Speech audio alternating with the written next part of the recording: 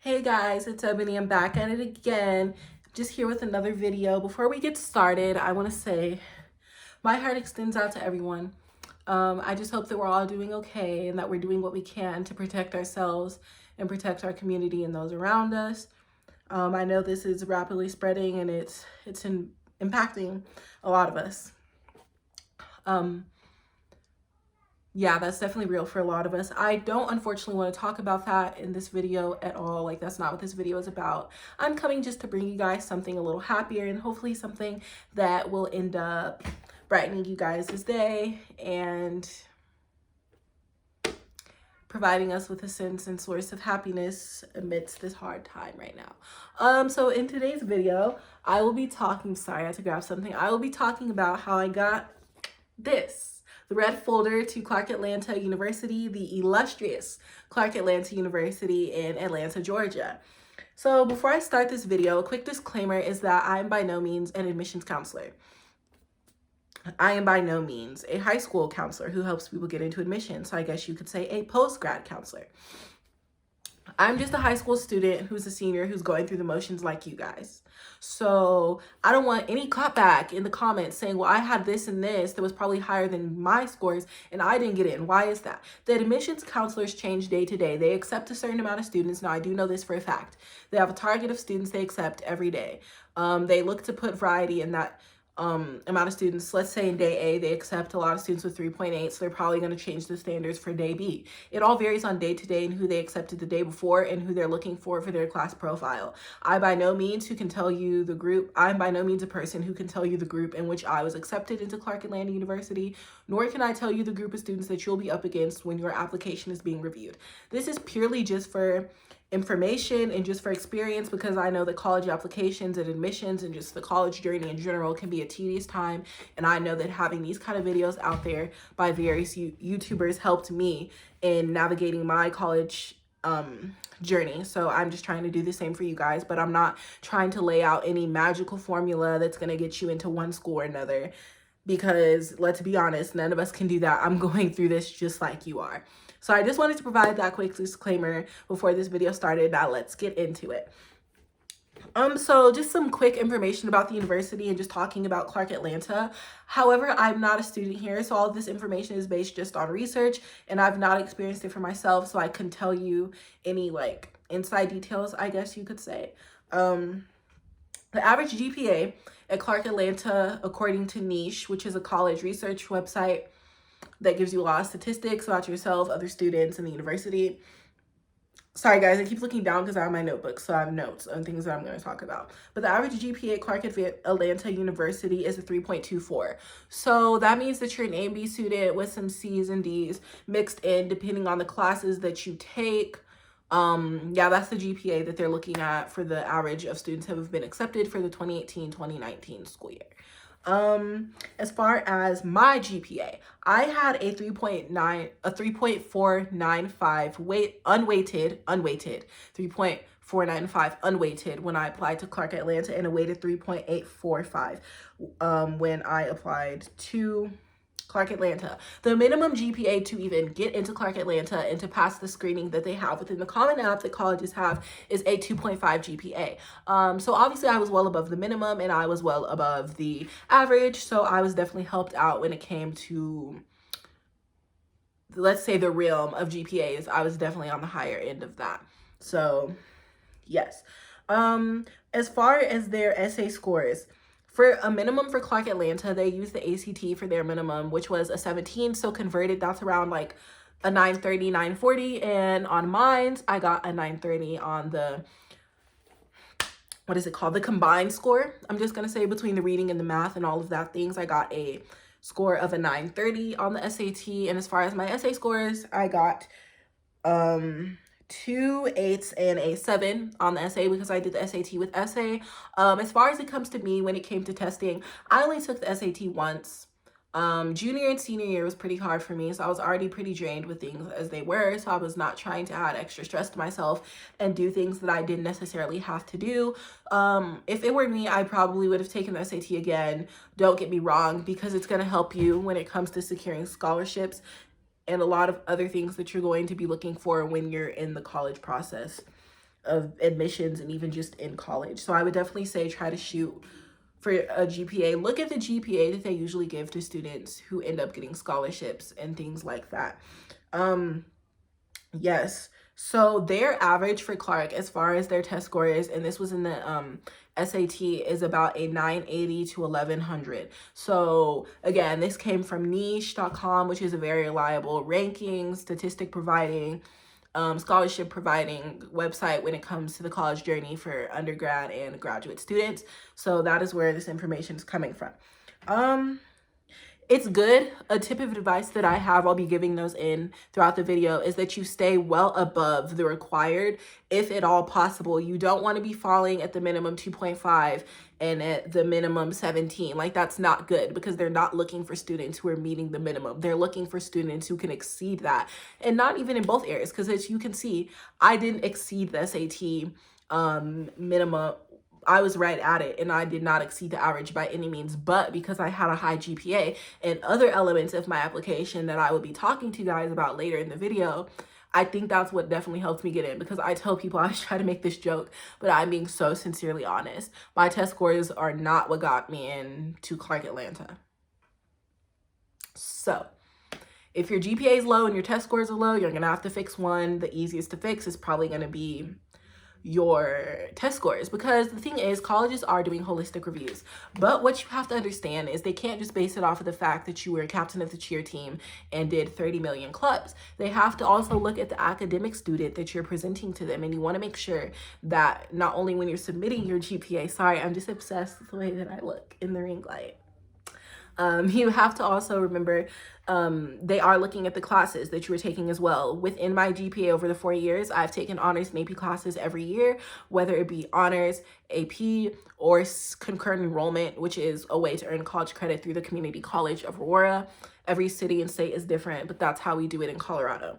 So definitely that's just a piece of advice. Stay above the requirements and try to be as high achieving as you possibly can, because not even just getting you into the college, that will also do a lot when it comes to helping you get financial aid, not just within the college, but also within other organizations that are providing scholarships.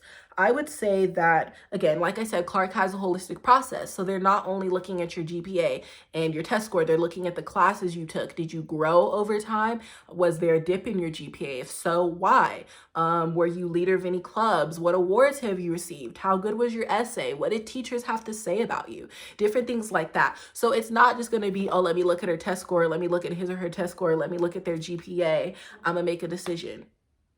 That's not how this works, sweetheart. That's not how this works. So my second piece of advice to you is to make sure that you're building a person when you are completing your college application, not just a statistic. I made sure to do that in college, because that is the first thing they would probably tell you in high school. Build a person, not a statistic. And I can definitely say that helped me in my endeavor in getting a lot of scholarships and admissions to college, because I'll definitely be doing a debriefing on where I'm at with all of my schools and just a quick rundown on everything. Maybe in this video and another video, depending on the length, everything, just the college journey talk for you guys.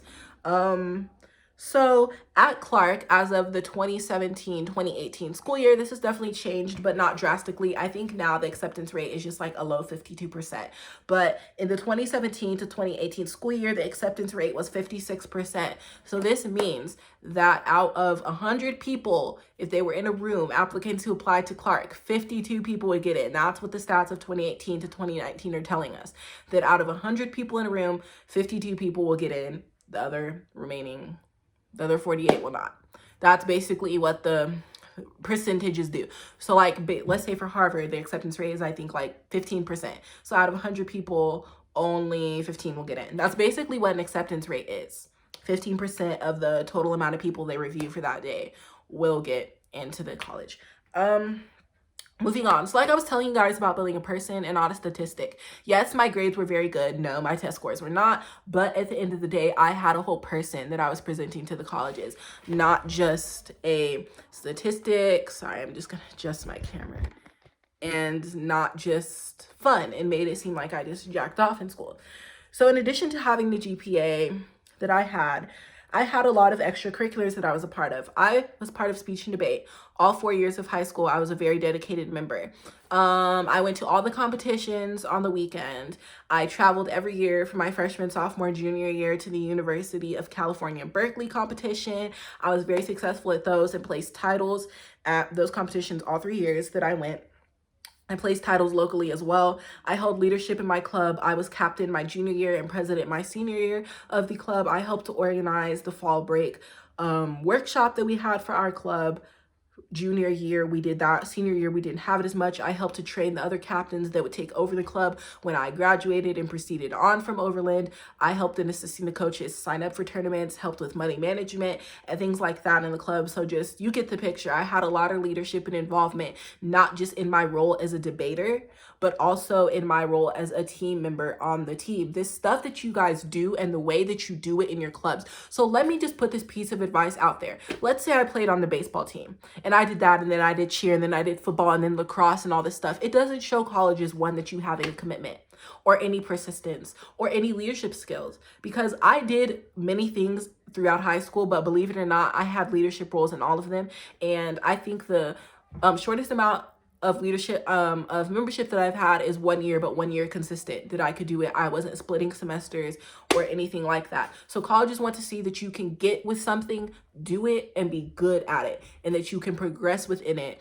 And that's the kind of person they want on their college campus. So just make sure that you're doing everything with a purpose to prove. But also just don't go joining stuff for the sake of joining it because you think college recruiters are going to like it. Because that's not the case. The college recruiters want to like you for you. They don't want to like you for, because again, if everybody at the school competed in speech and debate, that's just another statistic. That's not a person. And that's what we're trying to stay away from. We're trying to build a person, not a statistic. You get where I'm going with that? You get the little correlation I'm doing? Yeah. Okay, so on to the next one. Choir. I was in audition choir for 3 years of my high school career. There was 1 year in which I was in a jazz choir. There was audition, and then an audition choral choir. So for my freshman year, I was just in the freshman audition choir. It was all females. My sophomore year, I was in the audition female choir as well, but the only difference was I moved to a leadership position in which I was the section leader, which just basically meant that I worked with Mr. Jacobs to make sure that everybody was doing his part, his or her part, or their part in our choir, making sure they were learning our music and helping to organize retreat, which was a big deal for our choir so that we could bond. Because imagine 10th grade high school girls, very catty. Yeah, so we had that to look forward to, and then I also helped with just little things that he needed here and there, and also with the audition process for next year. I joined the Sicilians choir my junior year, and I was also a section leader in that, and I was also part of my jazz choral choir as well, which was a small ensemble of girls, which was also auditioned. I was a part of that as well in high school, so as you can see, I have 10-year time in leadership, and in addition to that, outside of school, I also did choral involvements as part of All-State Choir, in which I was also a section leader. So that is where all of that comes in. So it shows commitment, it shows leadership. NHS, I was inducted into NHS the spring of my sophomore year, and I did that for the entirety of the rest of my high school career, and I completed service events, and I also did everything NHS people do. But on top of that, no, I was not president or co-president, but I was committee chair of both the service and social committee, in which I organized events for our chapter, often with the help of one person or just my lonesome. So that's basically what that was. Yeah, I was in charge of the social committee and the service committee. My junior and senior year, I did one or the other. Yes, so that, again, leadership. See the trend? See the trend? And then my junior year, well, it was lingering between my sophomore and junior year, so I don't really like to put a date on when it started, but eventually I formed my own organization with acronym POWER, which stands for Possibility of Winning Every Race. I am the founder of that organization. That is mine to call my own. There's a whole story about that organization, which I will release a video about at a later date, explaining to you guys what it is and what I do, because that's a very important part to me. And again, something that I should note to you guys is that you shouldn't just be doing stuff to put on a resume. Do this stuff because you're passionate about it, because colleges will be able to tell the people that are just doing things for numbers and people that are just doing things because that's what they love to do, and that's what college people want. They want to see passion. So definitely make sure to do that. I have a lot of other extracurriculars that I do, but I mean, those are the ones that are most important to me. Like, I was also a part of Black Student Alliance. I was the committee chair for that, so that means I helped with getting us a booth at Juneteenth. I helped with a lot of different events that we had as part of the Overland High School chapter of the Black Student Alliance, and I helped with that a lot, and I was very involved in that. So I feel like those are the ones that I identify with the most, and I just have some other notes that I'm looking for. And it's basically, again, oh, as far as awards, I also put this on the same part of my application, so I'm just going to include it now. I received an award from the Colorado nonprofit called Especially Me, which recognizes Black girls, which recognizes Black girls for their excellence, community service, and their track in their academic life. I got the award in my sophomore year, and then I later on went to be a mentor for the middle school girls. And when I become a college student, I would love to come back as a college freshman mentor to the high school girls. So yeah. I also have my own blog. So I write my blog in which I put pieces that are opinions, some fact-based, just anything that I want to write about. I write about that on my blog. Yeah, so those are the activities that I submitted on my Common App application when I was applying to Clark Atlanta University. So that is my stats. I don't know, because colleges obviously can't keep track of the details that a lot of people submit when it comes to extracurriculars and activities. But from watching a lot of other YouTube videos like you guys are doing right now, they are part of things like National Honor Society, Black Student Alliance, DECA, and a lot of other clubs like that. And they have leadership positions. So I'd say no matter what you do and what you find yourself being passionate for, just make sure you end up being a leader and be a face. Be more than a member in that club. Be the face of the club. That's something that I've learned to take with me, and that's a motto I've been living by in high school. I applied regular decision via Common App when I applied to Clark Atlanta. So I didn't apply by the priority deadline for applications, which means that it was probably a lot harder for me to get in, because that means they're viewing a higher number of applications and they have fewer slots left to accept. So it's definitely probably a little more competitive. So if you would like your application process to be a little more at ease, then I would probably apply during the priority deadline, because not only will you have a little more eased application process, but you will also have better access to scholarship monies when applying during that time period.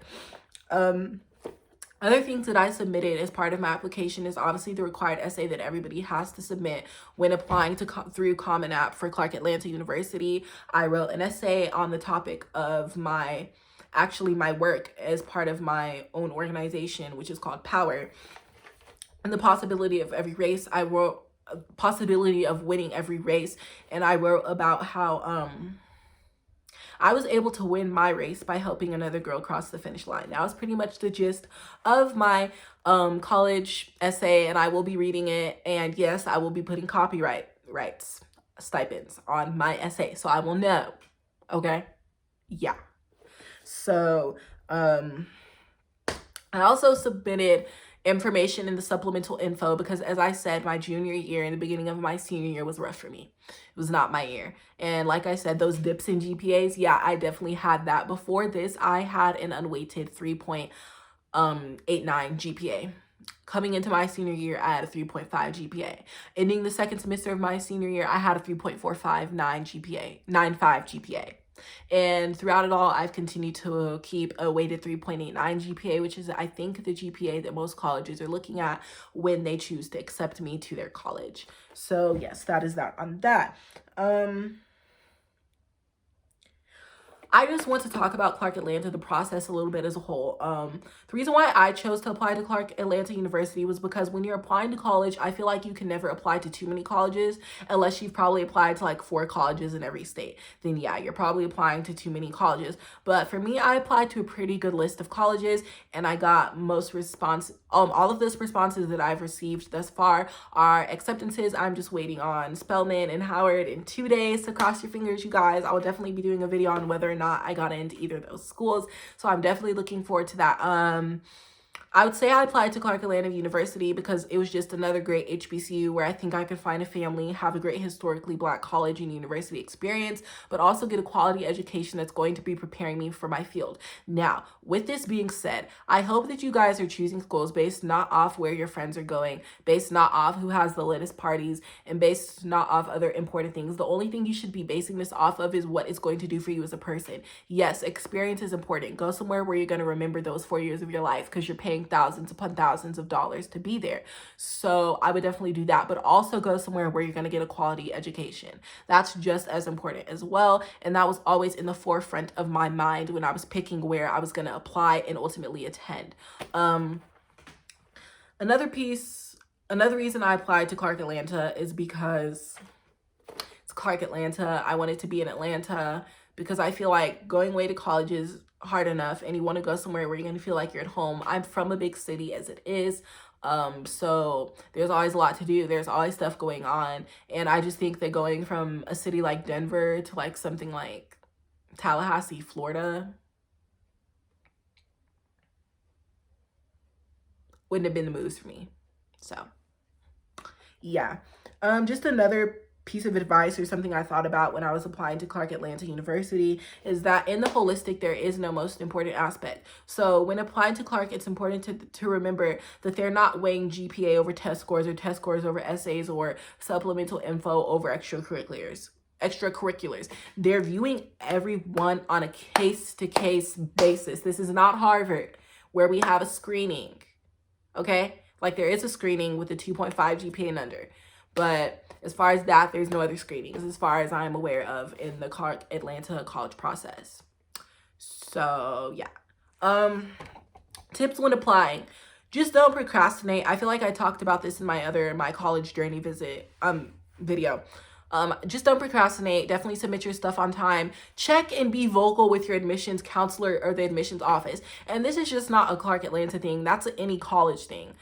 You have to keep checking in and advocate for yourself. They have thousands upon thousands of applicants that are not just applying from your state, your city, your country. They have people applying from all over the world. So if you would like to go to such and such and you would like a scholarship from that school, or you would like just even general admission to that school, you need to be advocating for yourself because your high school counselors don't have time to do so either. It's no longer your mom and dad's job. It's you. Time to grow up. Put on the big person pants. Do it. Call them. Stay on wait for an hour if you have to, but you gotta do what you gotta do. Like not doing it ain't an option. So yeah.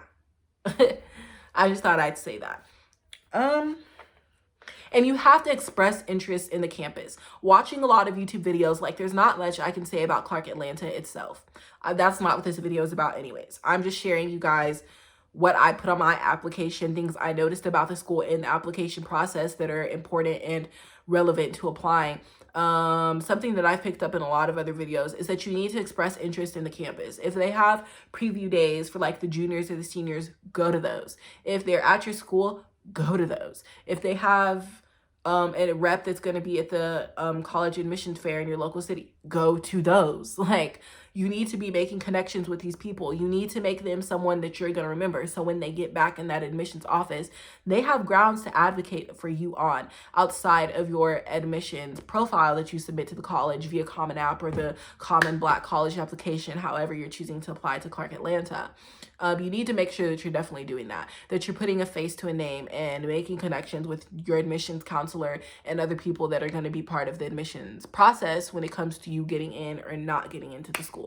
So I feel like those are two very vital things that you need to make sure to do when you are applying is express interest in the campus. Tell them, hey, I do this and this. I'm interested in majoring in this program. I'm looking most forward to the class such and such as part of my major. I want to be part of the choir and the environmentals club. Like, you have to do things like those because admissions counselors are going to remember that. They look at thousands of boring essays. They look at thousands of boring applications to see the same stuff over and over again. They want some entertainment in their life. And I guarantee you, if you give them some life and some excitement and something to remember, they are going to remember you. And yeah, I think I pretty much went over everything in that little checklist that I had for myself to talk about. when it came to Clark Atlanta and just the application process and how it was for me. I mean, it wasn't really too special how I got accepted. I mean, I got an email. You were accepted to Clark Atlanta University, and I was really happy. I remember it was where it called my mom and dad and everything, and then they get the red folder in the mail. I mean, I feel like it's going to get exciting when I start accepting offers and getting scholarships. Yeah. I feel like that's when it's going to get exciting. So stay tuned, guys. Thank you for watching another one of my videos.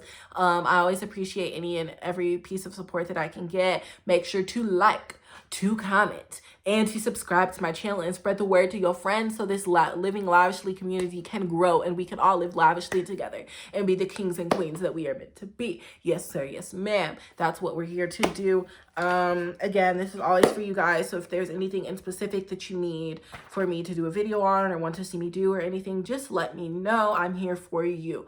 With that being said, peace.